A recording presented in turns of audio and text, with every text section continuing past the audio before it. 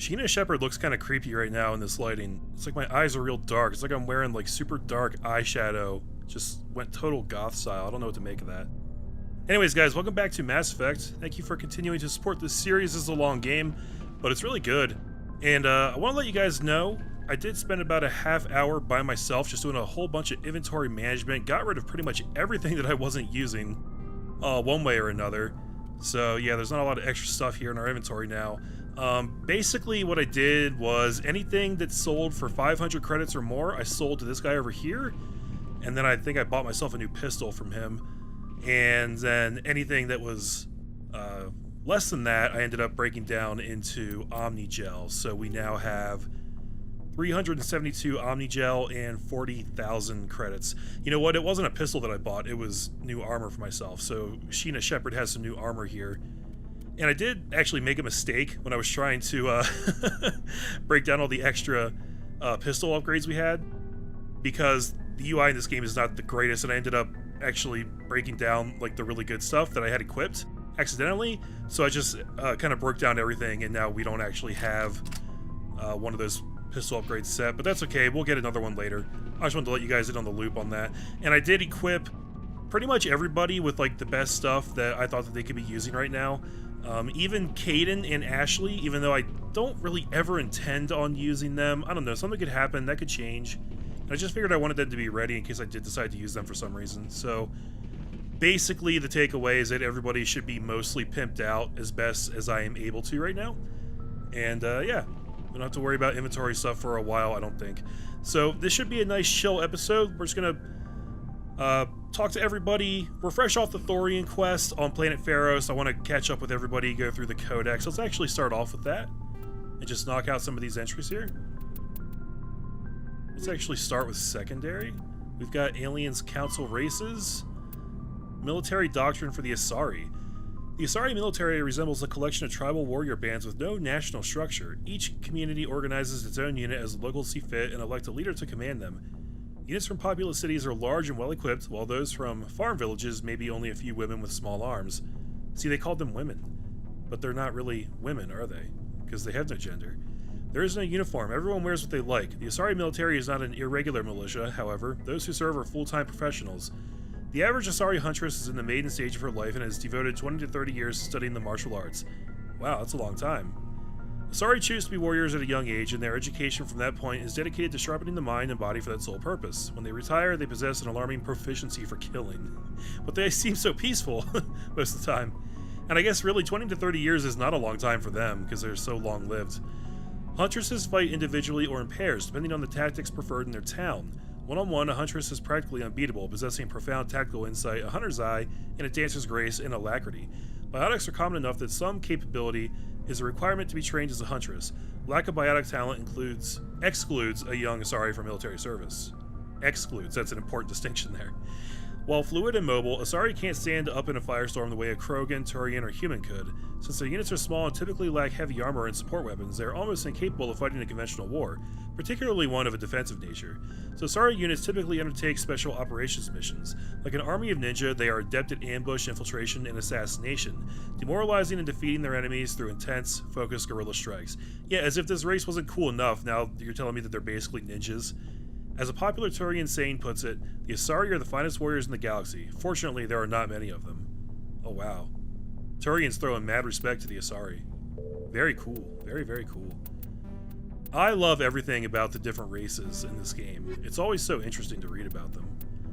And then we've got some new stuff under ships and vehicles. Faster than...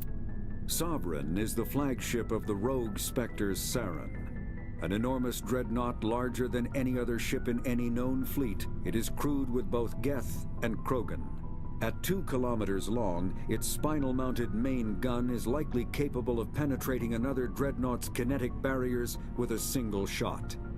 How Saren acquired this incredible warship is unknown. The prevailing opinion is that Sovereign is a Geth construct, while others believe it is a Prothean relic.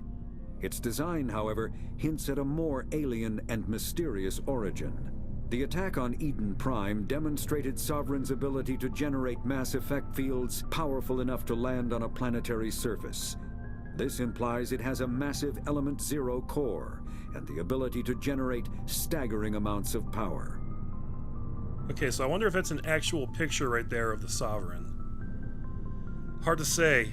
I was gonna say, you know, I would have guessed that it wasn't like entirely built by Saren and his Geth minions. I would have guessed that it was Prothean in nature, but this is actually making it sound like it's not even Prothean, it's something else altogether. Which I guess isn't all that surprising since, you know, Liara has told us that there's a lot of other stuff going on in terms of ancient alien races, powerful races that came even before the Protheans. So Saren's into some deep magic shit, man. He found something really, really old and really crazy powerful. I don't know how we're gonna get by that. Sounds like a tall order. Anyways, here's Ashley. Commander? Do you have a few minutes to talk? One-on-one? Sure. I was just watching some mail from home. Oh, before I go, we saw Caden in a news vid about the Normandy. He's cute. Later, sis. Let's pretend this never happened.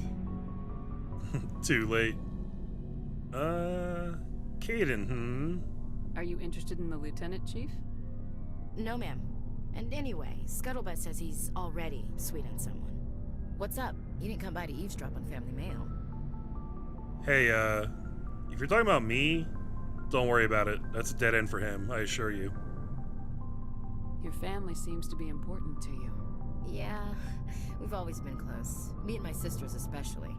With Dad on duty so much, I had to help Mom raise them. After helping raise them, your sisters still talk to you? Amazing. Things were tense between Sarah and me for a while. Then we bonded. Sounds like a story. Feel like sharing? Sarah got herself a boyfriend who wanted to go faster than she did, Mike. I didn't think he was a bad kid, just pushy. Lynn would send me these worried vid mails, and I'd tell her to relax.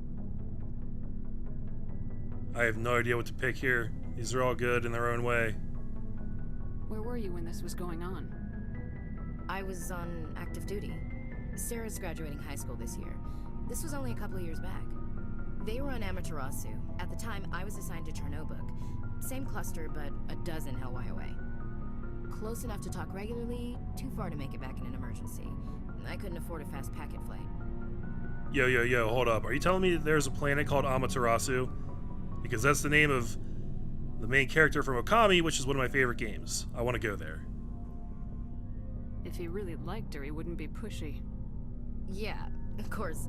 If he didn't ask at all, I'd wonder if he thought Sarah was ugly. Damned if you do, damned if you don't. Tell me about it. Mike thought they'd go for a romantic walk in the woods, because he figured it was past time they did the deed. She levered Mike face first into a tree and left. Yikes. Didn't have a scratch on her. Good thing Mom and Dad had us all learn some kind of self-defense. I took emergency leave and walked Sarah to school for a few days. That's a hell of a story. You traveled all the way home to walk your sister to school. It was only a dozen light years, like a day's cruise. It's not like I was going to Earth or something. My last day out, Mike was waiting for us. Sarah had told her friends, so everyone at school knew what he did. He wasn't happy. I wanted to snap him in half, but Sarah gave me this look, this let me handle it, I need to do this alone look. She kept her cool, God bless her, as he screamed in her face. She just let him vent. Then he tried to punch her. Whoa. I swear, she just flowed around him. Next thing I knew, he's face down on the sidewalk, and there's blood everywhere. Damn, good for Sarah. That's unbelievable. Sarah must be as good as you. Better. I'm more or less a straight-up puncher. When he swung, she wasn't there anymore, and he fell.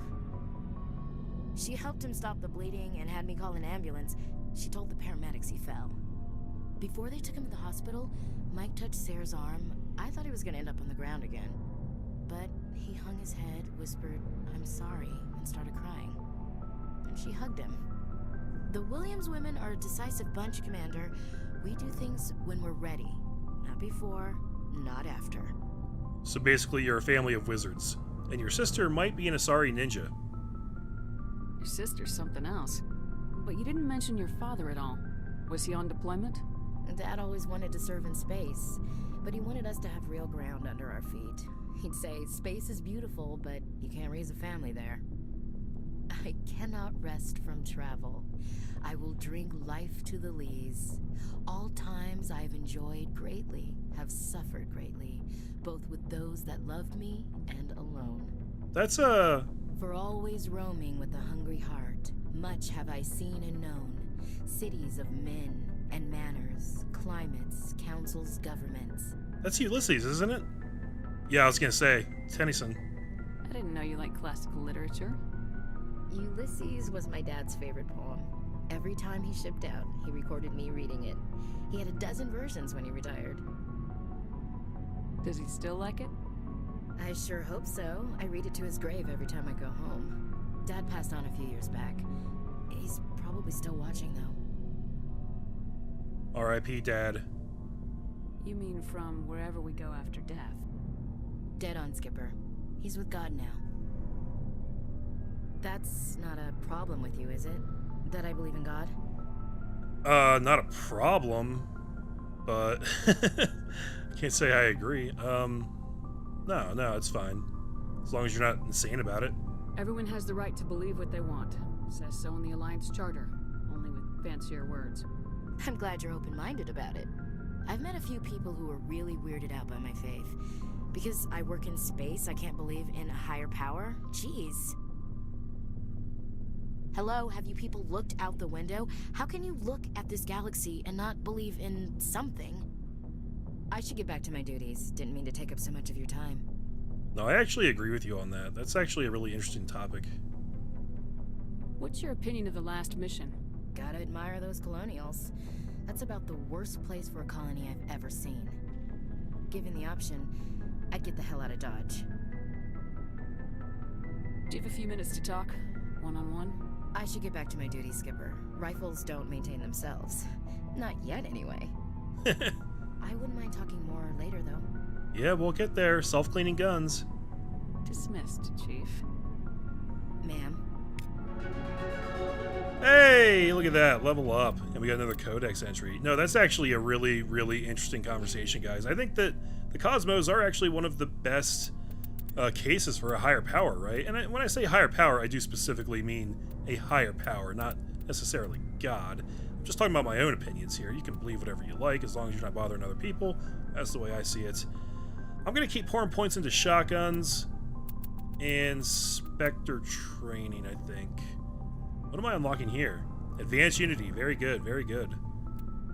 Okay. And then if we keep going up this tree, we will eventually get Master Unity. 30% health and 100% shields. 30 still seems kind of low, but I guess, hey, it's a revive for your whole team. Hard to be picky, right? Cool. And then for the Codex, let's see what we got. Humanity and the Systems Alliance. Systems Alliance Military Doctrine. The Alliance military is of great concern to the galaxy. At first contact with the Turians, they were completely inexperienced. Turian disdain changed to respect after the relief of Shang-Zi, where the humans surprised them with novel technologies and tactics. The human devotion to understanding and adapting to modern space warfare stunned the staid Council races. For hundreds of years, they had lived behind secure walls of long-proven technologies and tactics. The Council regards the Alliance as a sleeping giant. Less than 3% of humans volunteer to serve in their military, a lower proportion than any other species. While competent, Alliance soldiers are neither as professional as the Turians nor as skilled as the Asari. Their strengths lie in fire support, flexibility, and speed. They make up for a lack of numbers with sophisticated technical support, VIs, drones, artillery, electronic warfare, and emphasis on mobility and individual initiative. Their doctrine is not based on absorbing and dishing out heavy shocks like the Turians and Krogan. Rather, they bypass enemy strongpoints and launch deep into their rear, cutting supply lines and destroying headquarters and support units, leaving enemies to wither on the vine. On defense, the human military is a rapid reaction force that lives by Sun Tzu's maxim, he who tries to defend everything defends nothing. Garrisons are intended for scouting rather than combat, avoiding engagement to observe and report on invaders using drones.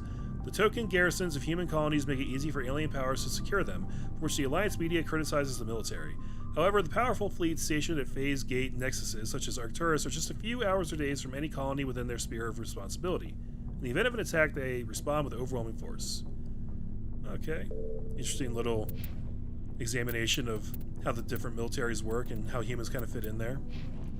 Yeah, I wanted to mention, that one codex entry we read talked about how Saren actually has Krogans helping him out, which I don't think I knew up to this point, but that explains why the Krogans randomly showed up there on Pharos at that one point, and I was like, what the hell are Krogans doing here?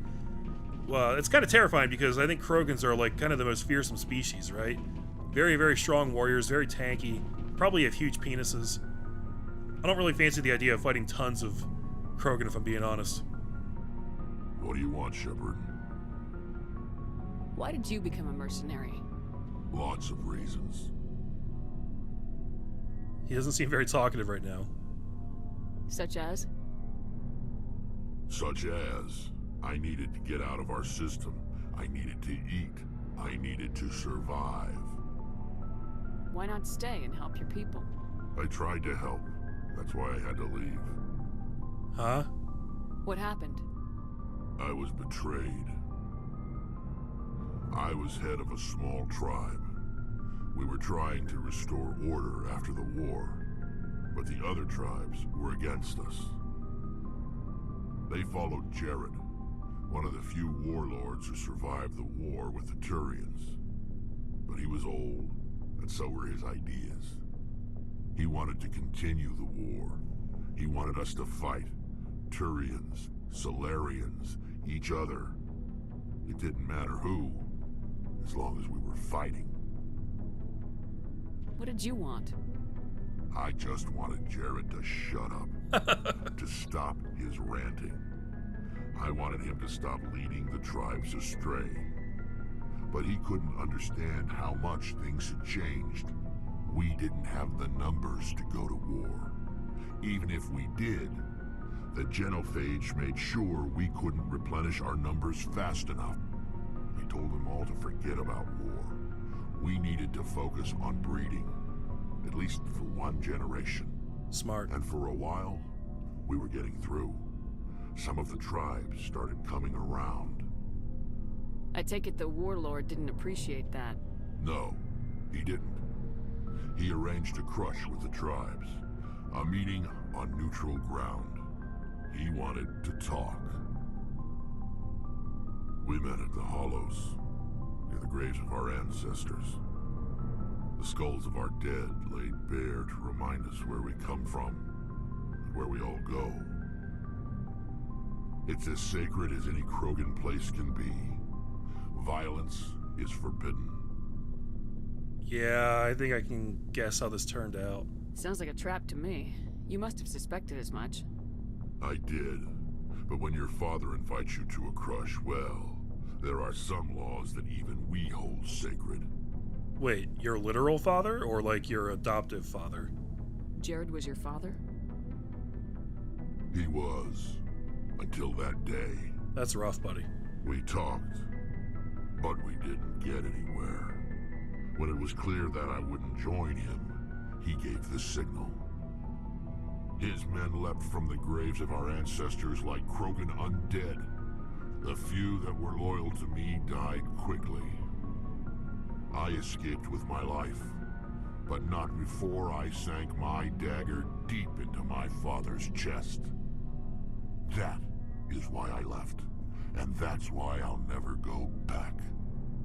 Damn, son. That's pretty messed up. You must have family other than your father. Don't you miss them? You trying to make me cry, Shepard? I've got some unfinished business with my family, but that's all. What kind of business?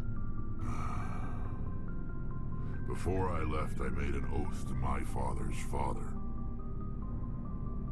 I swore to recover my family's battle armor. Ooh. It was taken from him after the uprising. Tell me more. What's so important about this armor? It's a relic. Useless, really.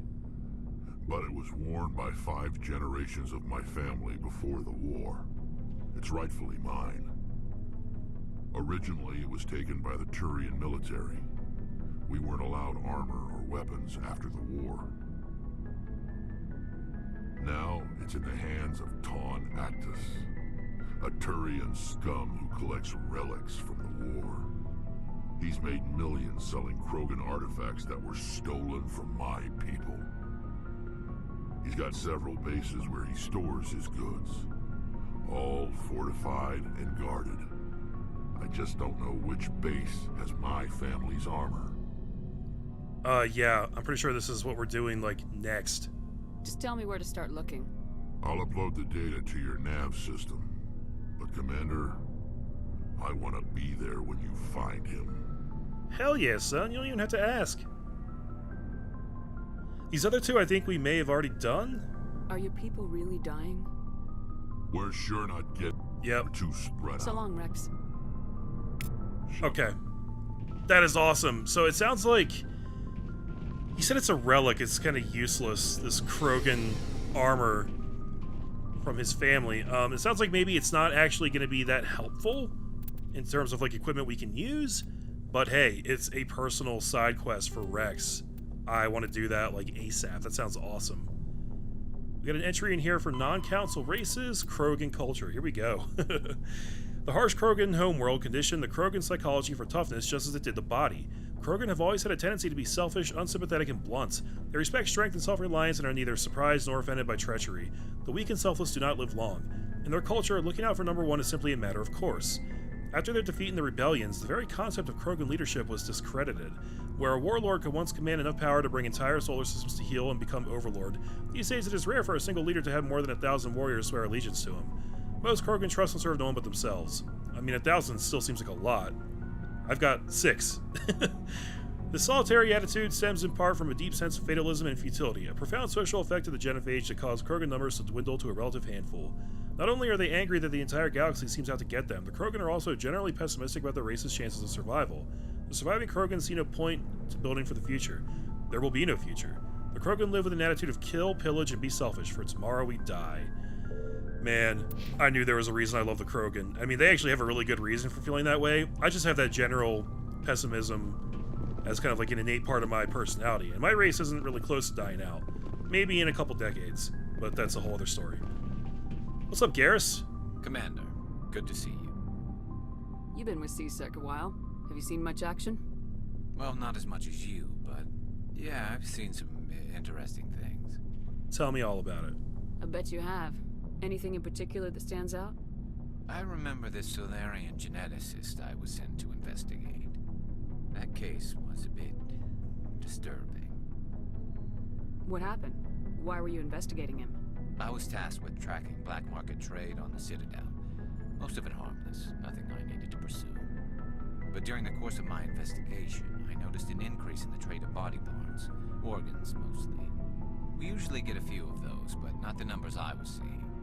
We weren't sure if there was a new black market lab or if some freak was harvesting organs from citizens. That's pretty messed up. You've seen this before on the Citadel?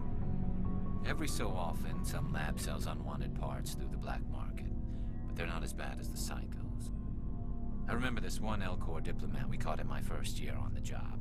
He was hacking people up and selling their organs. Had the station in a bit of a panic. But this case wasn't that clear-cut. Turns out there was more going on than we first realized. Kind of hard to imagine an Elcor guy doing that. Those are the big, peaceful, elephant-looking dudes, right? So how did you figure out what was happening? First, we got a hold of a sample and ran DNA tests. The weird thing was, the match led us to a Turian who was still alive and was very convinced he'd never lost his liver. After a bit of digging, I discovered this Turian worked briefly for Dr. Salion, the geneticist. So I went to his lab hoping to find evidence of cloned organ development, but there was nothing. No Solarian hearts, no Turian livers, not one Krogan testicle. Krogan testicles. You're kidding, right? Why would anyone want Krogan testicles?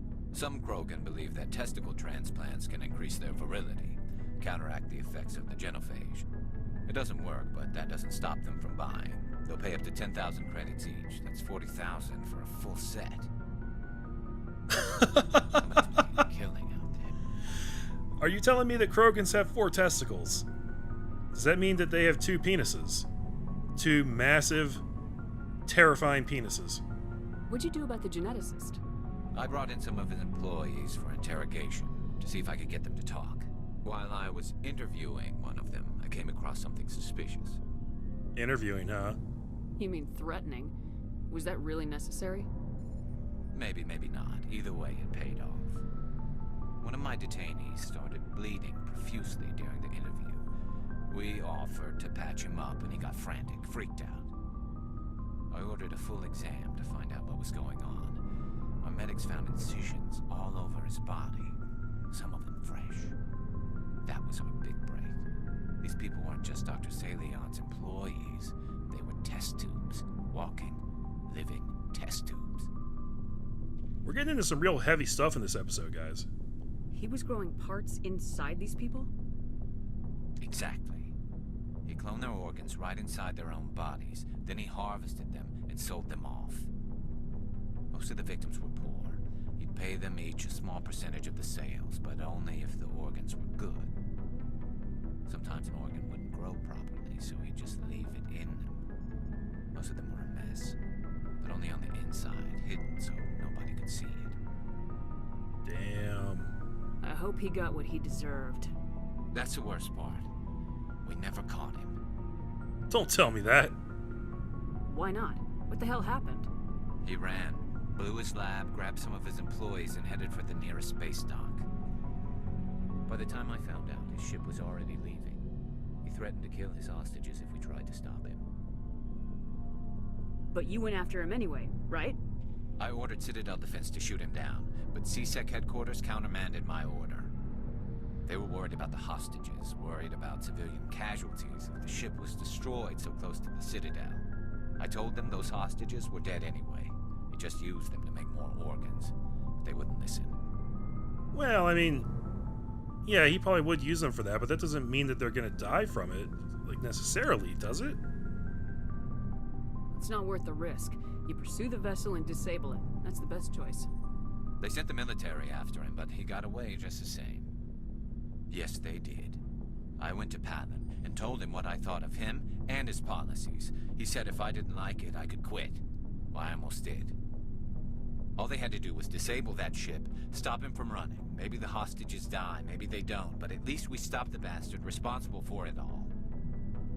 Yeah, I mean, that is a tough choice. I don't know. I don't know what I would have done. I wasn't there. I suppose I can see both sides. But what's done is done. I suppose. Can't waste too much time worrying about it now. Just wish I could have stopped him. That's all.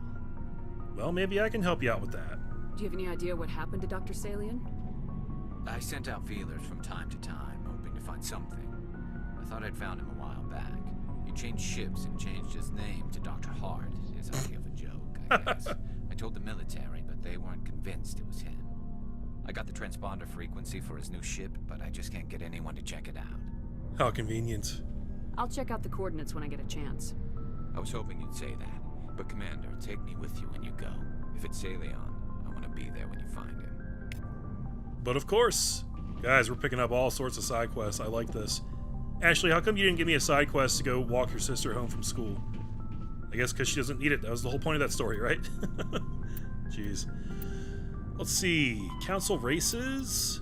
Turian biology. The Turian homeworld, Palaven, has a metal-poor core. That is a weird phrase to say. Generating a weak magnetic field and allowing more solar radiation into the atmosphere.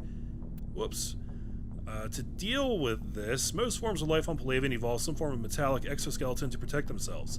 The reflective plate-like skin makes Turians less susceptible to long-term, low-level radiation exposure, but they do not possess any sort of natural armor. The Turian's thick skin does not stop projectiles and directed energy bolts. Although life on Palaven is carbon-based and oxygen-breathing, it is built on dextro amino acids. This places the Turians in a distinct minority on the galactic stage. The Quarians are the only other known sapient dextroprotein race. The food of humans, Asari, or Solarians, who evolved in levo-amino acid-based biospheres, will at best pass through Turian systems without providing any nutrition. At worst, it will trigger an allergic reaction that can be fatal if not immediately treated. Yeah, that's rough. I'm pretty bad at chemistry, guys. Never did that well on it in school. I know that, like, all life as humans know it is carbon-based. And I know that at one point NASA announced that it had successfully cultivated some kind of, I think it was arsenic-based life form, which blew everybody's minds. But then later on, I think it might have turned out that that was actually fake or not true on some level. Oh no, it's weird. Certainly not an expert on that kind of stuff. What's up, Engineer Adams? Something I can do for you, Commander. Where else have you served, Adams? If you name a class of Alliance ship, I've probably served on it. Everything from dreadnoughts and carriers right down to frigates like the Normandy. My last assignment was on the Tokyo, only a cruiser, but she was a good ship. Couldn't hold a candle to the Normandy, though. Okay, we may have actually had that before, but sure.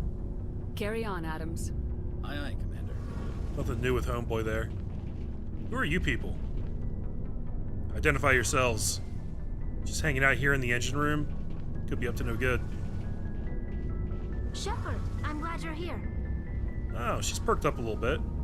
Good to see you smiling again, so to speak. I'm sleeping much better now. I guess I'm getting used to how quiet your ship is. I still think a lot about my pilgrimage, though. I know Staren's our top priority, but with all the worlds we go to, I was hoping to find something to bring back to the flotilla. What are you hoping to find? Usually, people bring back something like a derelict ship we can use for salvage. An entire ship? But I need something bigger. There's a lot expected of me. What's bigger than a ship? What's so special about you? It's my father. He's the senior member of the Admiralty Board. He's one of only 5 people who can overrule the decisions of the Conclave for the good of the migrant fleet. My father is responsible for the lives of 17 million people. Our entire race is in his hands, and I'm his only child. You're royalty? No, she wouldn't be royalty. That's not how it works. She would still have to be elected to the Admiralty, right? They don't, like, inherit that.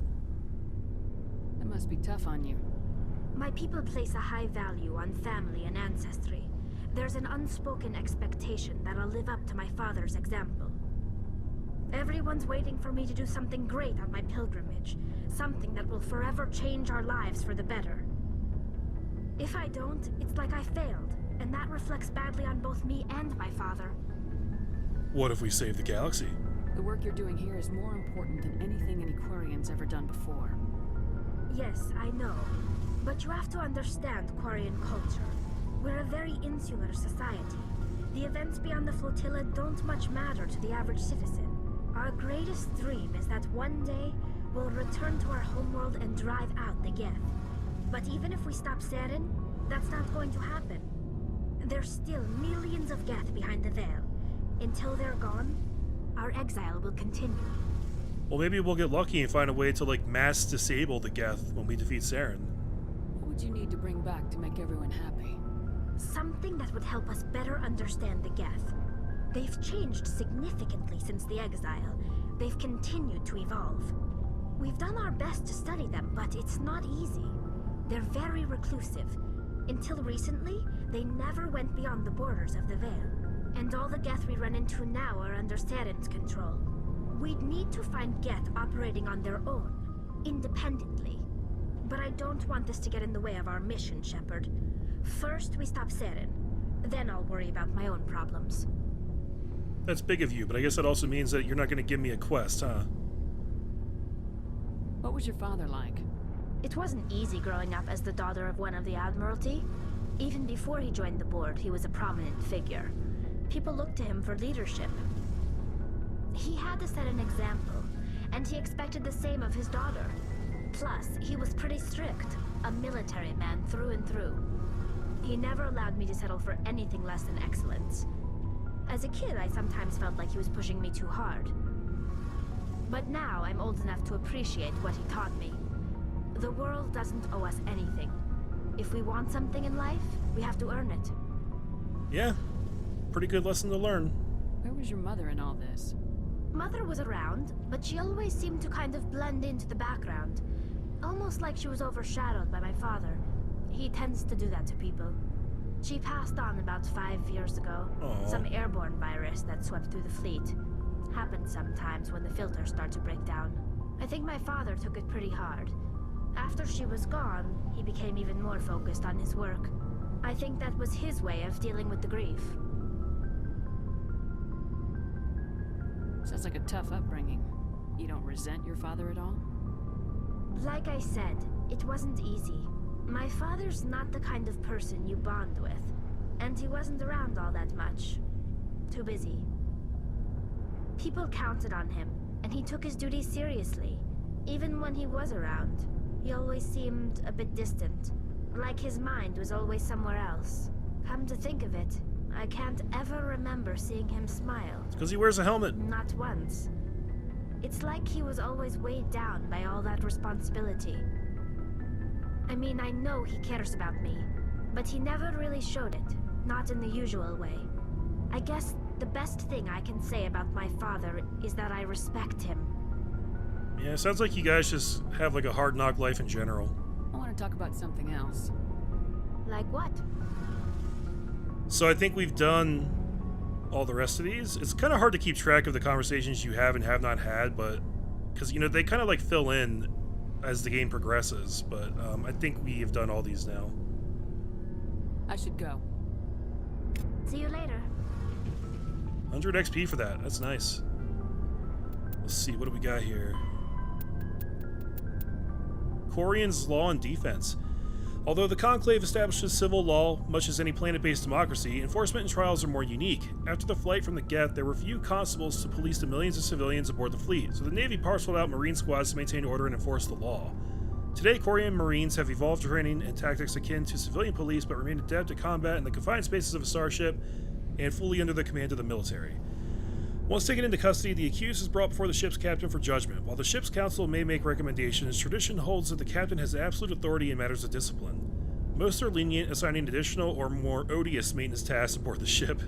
Persistent recidivists are accidentally left on the next habitable world. Accidentally, that's awesome. This practice of abandoning criminals on other people's planets is a point of friction between the Quarians and the systems they pass through. Oh, that's terrible.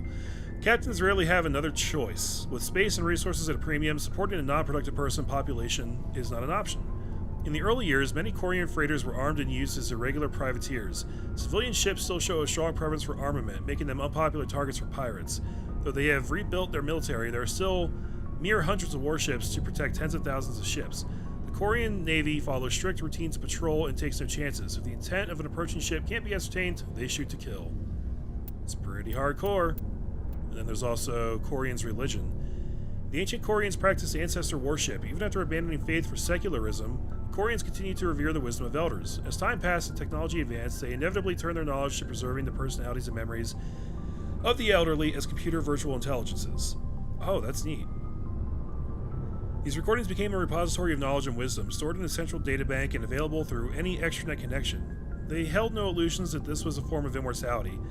Like all virtual intelligences, their electronically preserved ancestors were not truly sapient. This was considered a surmountable problem. Sapience could merely be reduced to simple mathematics. I agree with that. That's a controversial viewpoint, but probably objectively true. Probably. The Quarians began exhaustive research into creating artificial intelligence so they could learn to escape the bounds of mortality and give their ancestral records true awareness. Unfortunately, the life the Quarians created did not accept the same truths they did. The Geth destroyed the ancestor databanks when they took over. In the centuries since they evacuated their homeworld, most Quarians have returned to religion in various forms. Many believe that the rise of the Geth and the destruction of their ancestors were chastisement for arrogantly forsaking the old ways and venerating self-made idols. Others have a more philosophical outlook, believing that their race was indeed arrogant, but no supernatural agency lay behind the Geth revolt. Rather, the Quarians' actions wrought their own doom. Either way, every Quarian would agree that their own hubris cost them their homeworld. Sad. Sad stories. Interesting that they went back to religion after their society was devastated like that. It's very realistic, honestly, but I find it sad. When people embrace secularism, I tend to celebrate that. And then you lose it because of some kind of terrible event like that. Man, so many sad stories. This is going to be called the Sad Stories video. Okay. At this point, we've talked to most people, I think. These people are still chilling here. They never do anything. What's here? Oh, this is my locker. Hey, look at this. New stuff. Assault rifles and sniper rifles. Cool, cool. What's up, Caden?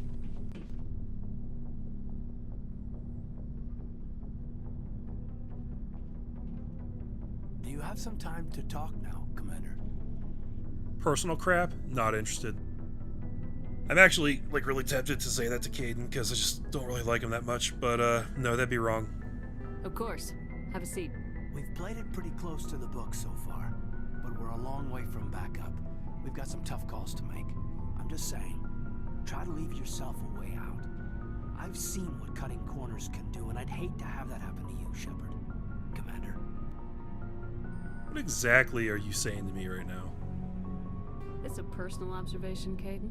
I don't want to step on anyone else's toes, especially if you're if I have misread your interests. I wish you would speak a bit more plainly right now. Someone? You're referring to our young Prothean expert. I think she's older than both of us put together, but, yeah. There's a lower deck rumor that she's, interested in you as more than a source of Prothean data. She's a very interesting lady. To my, tastes, but, I never claimed to be big on alien culture. Okay, buddy. You seem awfully worried about my personal affairs. It's just that we don't have much downtime these days. I like being around you, but I don't want to take up your personal time. I mean, I'm happy to have personal conversations with you, but there's a limit to it. Look, you didn't want to talk about Liara, did you? What's your real issue? You're right. Sorry. It wasn't, Liara's not my main concern. I'm not questioning any decision you've made, Shepard. Let me be clear about that. It's just my experience that once someone lets something slide, it tends to pick up speed. You get my meaning? Not really. Alenko, if you have one failure, it's an inability to speak directly. Thank you. Perfect. Sorry. I'm not looking to dump any baggage, Shepard. You know the records about the biotic trading out on Jump Zero? They're all classified because the Alliance made mistakes. After first contact, Kinetics was set up to track Element Zero exposures and develop implants for humans. Once we had an embassy on the Citadel, Kinetics could bring in experts instead of taking it slow. Uh-huh. Get your knuckles rapped a few times, Lieutenant? Yeah, you could say that. Our instructor was a Turian by the name of Commander Vernus. To introduce himself, he liked to say, "I was at the helm of the dreadnought that killed your father." Well, I told him my dad wasn't in the war. He'd retired to Vancouver. My family had an inland home that matured to New Beachfront. Vernus had it in for me after that. He cut corners, pushed hard. I mean, you either came out a Superman or a wreck. A lot of kids snapped. A few died. The Damn. point of all of this, I guess, is that when you cut corners, it's not always obvious who pays for it. This is the part where I fix you. Are you telling me that I cut corners in the last mission? What the fuck is this about, exactly? So why are you telling me this? Is there something I can do to help you get over it? I'm 32, Shepard. You don't serve as long as I have without coming to terms with yourself. You also learn that if someone is special to you, you help them. Try to keep them from making mistakes. Special, huh? If I'm out of line, just say the word. So I really hate to have to shoot him down like this, but I am not interested in romancing this guy. So yeah, I have to do this. Sorry, Caden. This was just a battlefield thing. There's my answer then. I'm sorry to have bothered you, Commander. I got some mixed signals. With your permission, I should return to my duties. Sorry, Caden. You know, I'm sure you're an alright soldier and everything, but I just don't like you like that. And it's tough being female, guys. I mean, all I have is my own male experience to pull from. And it can be tough from the male side, having to, most times be the aggressor in romantic matters, but, yeah, from the female side, I mean, it's not something guys think about a lot, but you get, all this attention, and you have to just constantly be shooting people down because you're not going to date everybody who, wants to come date you, and it's just a lot of unwanted attention sometimes. It's interesting how video games like this can make you see these different perspectives. I actually really love video games for that. Because they're the only format that can, actually really get you involved in the actual, actions that people different from you have to take, right? You can read a book from the perspective of somebody else, you can understand and empathize with things they had to do, but they can't actually make you feel like you had to do it yourself, if that makes any sense. I don't know. I'm talking out my ass, guys. What's up, Dr. Chakwas? Yes, Commander? Is there something you need? Nope, we're good here. I should go. Goodbye, Commander. And then I think Liara's probably hanging back here, right? Isn't this her little spot? Yep, here we go.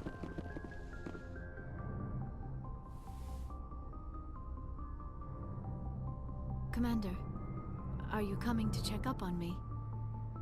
I mean, I had kind of forgotten that the whole thing went down, but yes. You look much better.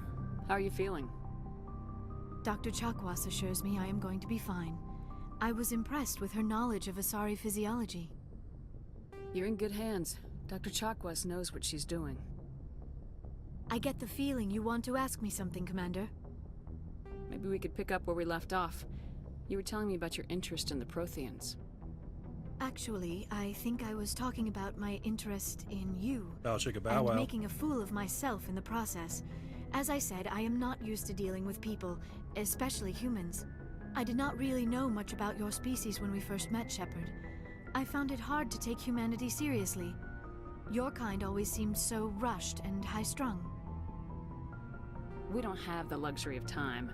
An Asari can live for 1,000 years. We're lucky if we hit 150. 150? That is true. At first I thought that was a weakness of your species. After spending time with you and your crew, however, I think it may actually be an advantage. You humans are creatures of action. You pursue your goals with an almost indomitable determination. It is an admirable trait, but also an intimidating one. You're scared of us? Unfortunately, the rest of the galaxy sees humanity as something of a bully. You run over anyone in your path to get what you want.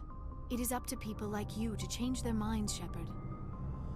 Look, I'm not really going to be held responsible for the way everyone else in the galaxy views humans. I mean, like, I try to be me, and people will interpret that the way they're going to. It's unfortunate if it goes negative, but, like, I don't know. That's too big a responsibility for any one person. Why me? There is a reason the Council chose you to become a Spectre. They saw something special in you. The best of what humanity has to offer. I looked into your history. I know what you did on Torfin. I cannot even imagine how horrible that must have been, but you did what had to be done. You spied on me? That's like public knowledge, come on. You didn't need to go behind my back. I would have told you whatever you wanted to know. I apologize, Commander. After our last conversation, I was afraid I would say something stupid again. I wanted to know more about you, to understand what made you into the woman you are. There is something compelling about you, Shepard. Me or the beacon? Should I be obstinate, guys? Are you sure you're interested in me? Or is it my visions of the Protheans? That's not what I picked. I admit, your connection to the Protheans had something to do with my initial interest, but it has grown beyond that. You intrigue me, Shepard, but I was not sure if it was appropriate to act on my feelings. I thought there might already be a relationship between you and Lieutenant Alenko. Nope. That's not private. Where's the no option? I guess it's not serious. And also, Shepard, you know damn well that she's not female. They don't have male and female. She may look like a female in like every way that counts, but not really. It's not really what she is. The Lieutenant and I are just friends. Nothing more. My mistake, then. I am not as adept at understanding human relationships as I thought. But what about us, Shepard? Is there a mutual attraction, or was I wrong about that too? Yeah, this is the one I want to go for sure. No, you were right. There is something between us. I knew it, and I knew you felt it too. But does this not seem rather strange? Why do I feel so close to you? We have only known each other a short time. We are from two different species. We have almost nothing in common. This makes no sense. Love doesn't have to make sense, baby. You're hot, I'm hot. You're single, I'm single. Fuck it. These things never make sense. They just happen and we get swept up in the storm. You make it sound so chaotic, so dangerous. Are you scared? Don't tell me a little danger puts you off.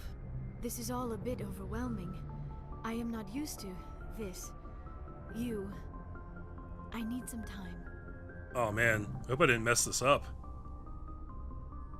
Take all the time you need, Liara. I'll be here. Thank you, Shepard. Let's Let's just talk about something else for now. I think we're probably good. I think we should have to come back and follow up on it later. Totally gonna hook up with Liara, guys. It's gonna be great. Okay, I'm pretty sure we've done these, so yeah, we're good. I should go. Goodbye, Shepard. And another codex entry. Let's keep up on it, guys. Asari religion. The pantheistic mainstream Asari religion is Siari, which translates roughly as all is one. The faithful agree on certain core truths. The universe is a consciousness, every life within it is an aspect of the greater whole, and death is a merging of one's spiritual energy back into the greater universal consciousness. Siaras don't specifically believe in reincarnation. They believe that spiritual energy returned to the universal consciousness upon death will eventually be used to fill new mortal vessels. Siari became popular after the Asari left their homeworld and discovered their ability to meld with nearly any form of life. This ability is seen as proof that all life is fundamentally similar. Siari priestesses see their role as promoting unity between the disparate shards of the universe's awareness. Before the rise of Siari pantheism, Asari religions were as diverse as their political opinions. The strongest survivor of those days is the monotheistic religion worshipping the goddess Athame. Athame? Athame. Like the Asari, the goddess cycles through the triple aspects of maiden, matron, and matriarch. Huh. Makes sense, I guess. And... was this one new, I wonder? No, there's gotta be another one. Technology? Life is a biotic. Where did this come from out of that conversation? Biotics possess extraordinary abilities, but they must live with minor inconveniences. The most obvious issue is getting adequate nutrition. Creating biotic mass effects takes such a toll on metabolism that active biotics develop ravenous appetites. I know that feel. The standard Alliance combat ration for a soldier is 3,000 calories per day. Biotics are given 4,500, as well as a canteen of potent energy drink for quick refreshment after hard combat. Can of Red Bull, here you go. Another issue is electric charge. Electricity accumulated in Starship drive cores must be discharged, and so must the electricity in a biotic user. Biotics are prone to small static discharges when they touch metal. Unfortunately, human biotics also face suspicion and persecution, beginning with the popular misconception that they can read and control minds. Biotics symbolize the dehumanization of mankind to people philosophically or religiously opposed to gene modification and cybernetics. Fuck those people. Militaries are the only organizations that always welcome biotics, offering them huge recruitment incentives. I don't know why I screwed that word up. I definitely know that word, I promise. I think the post-flu symptoms are starting to catch up to me, guys. My voice is going out a little. I'm getting a little tired, but we're really close to being done with this, I think. I think we've talked to all of our crew members now. We've hit everything on this floor. Let's just go upstairs and talk to Joker, I think. Maybe the Admiral dude? Or the Navigator. Navigator Presley. That's who I'm thinking of. And then we'll probably be done in here. I don't really come back here very often, because there's nothing to do in there. Nobody really hangs out in there, so don't have to worry about that. Navigator Presley, how you been? Yes, Commander. Nothing really new there either. Carry on, Presley. Yes, ma'am. I think we've hit most of the codex entries waiting for us on the ship. The things to interact with, which give us new entries. I don't know if they repopulate over time. I'll try and keep an eye out for them, but I haven't noticed any since we came back. Hey, Commander, next time we touch down, let's try not to park the ship in a colony of mutant zombies. Just thinking out loud here. Yeah, that's probably a good idea, buddy. I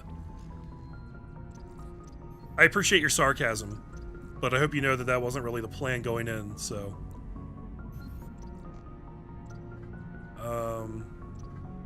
I'm not sure which of these are new. Let's go through some of them. How's the Normandy performing? Is she everything they said she'd be? She's the best ship in the fleet. Oh, yeah. Balance isn't what you do. The Normandy's probably too much ship for your average Alliance pilot, Commander. Lucky for you, I'm anything but average. I like to know my crew. Mind if I ask you a few questions? Okay, yep. Top of my class in flight school. None of this is new. I earned that. All those commendations in my file, I earned every single... I'm sorry, Joe. You mean... Okay, even... Put the Normandy in my hands and I'll make her dance for you. I have to go. Alright, see ya. Alright, see ya. Yeah, I wish that Joker got some new dialogue from time to time, but he seems to mostly have the same stuff every time we talk to him. Okay, so I think that's going to wrap this up, guys. I think we've just about hit up everything we need to here. When we come back, We're probably going to go check out the Pinnacle Station DLC. I've had people tell me that it doesn't really matter when you do it. I've also had people tell me that it really sucks and is boring and stupid and not really worth the time. But I have to check it out for myself. If it ends up being really dumb, we won't spend a lot of time there, I promise. We might even end up not spending like a full video there. But yeah, we'll check it out and see what it's all about, and then we'll probably go do some of these side quests we picked up. I'm very excited to do some of them, especially the one with Rex. That's going to be great, I think. I just want to see how it plays out. I mean, I hope it's good. It could end up sucking, but I've got to know for myself. So, alright, yep, thanks for watching, guys, and I'll see you in the next episode of Let's Play Mass Effect. Everybody take care, and thanks. See ya.